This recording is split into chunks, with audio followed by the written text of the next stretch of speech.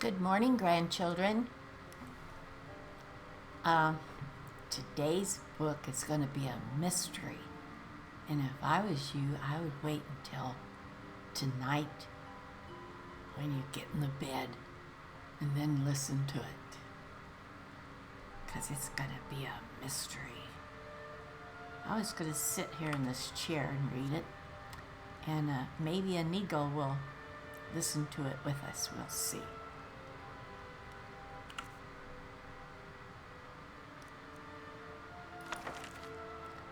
This one today is A Cabin in the Woods, and this is volume 2, so I've not run across volume 1, but I'm going to read this. And it left it at the end like there could be another volume after this one, so we don't know. But this is as told by Mogan, son of Molag. Late one night, a few seasons ago, a soldier was returning home after several bloody battles. He decided he'd save some gold and decided to cross the pine forest on foot. The first day of his journey was rather uneventful, and the soldier stuck to the main path and kept a brisk pace.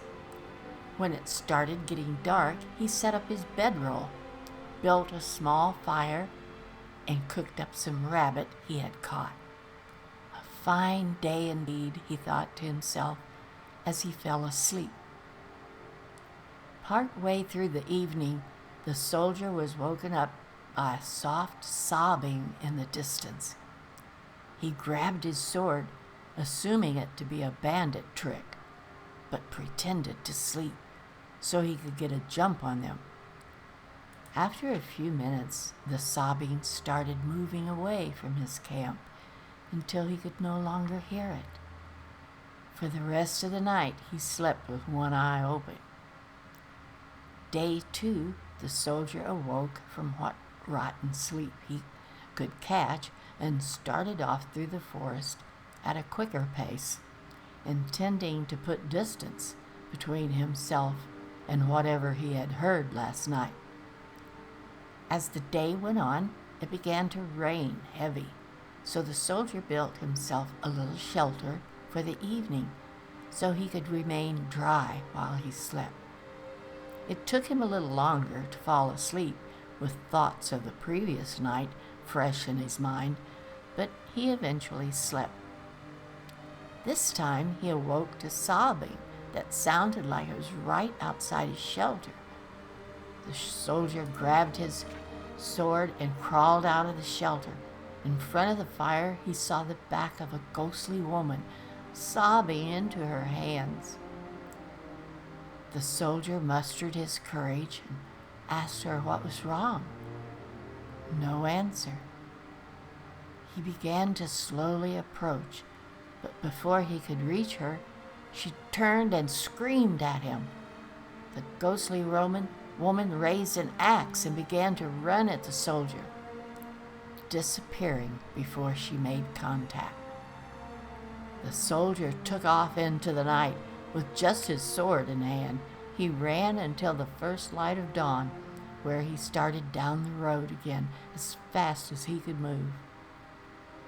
The third day was bright and sunny, but the soldier, rattled and sleepless, didn't even notice. He moved as fast as he could, trying to get through the forest before nightfall. As darkness began to fall, he saw a cabin just off the road and thought to himself it would be a good place to hunker down for the night. After arriving at the cabin, he spent some time blocking the doors and windows. Nothing would get in. So I guess the cabin was empty. Despite his preparations, he could not sleep.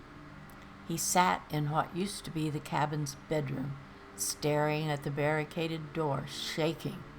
Eventually, he could keep his eyes open no longer and fell asleep where he was sitting. This time, he awoke to laughing on the other side of the barricaded door. It sounded like the woman from before, but he refused to believe it was her.